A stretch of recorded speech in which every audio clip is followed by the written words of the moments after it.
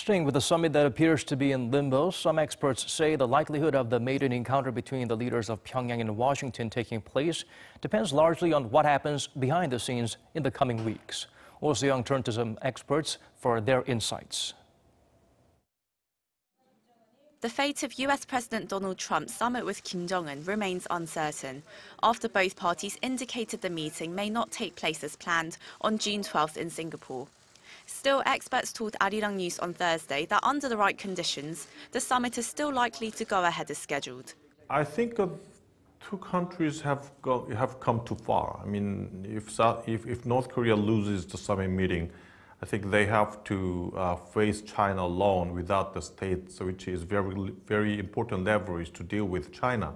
If Trump loses North Korea and summit meeting domestically, I think that damage would hamper him to continue his status of presidency in the future.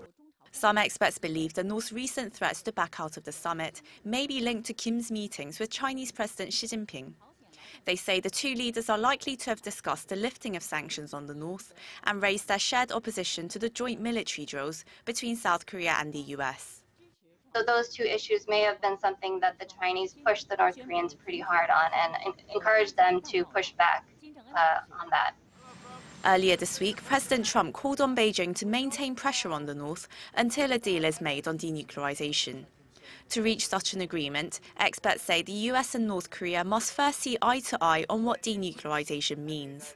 So I think if North Korea is able to give some important concessions up front, and the Trump administration feels that there are concrete steps that will lead to eventual denuclearization, I think that there will be certainly a higher chance that they will come to some agreement, if not a joint statement at the summit.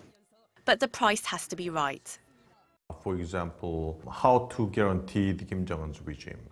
Kim Jong-un still fears that the normalization itself would be just, establishing, embassies in Pyongyang, and okay, that's it. No more substantial support for the regime itself. That doesn't mean nothing, And if President Trump promises substantial economic investment in North Korea, that itself is not guaranteed.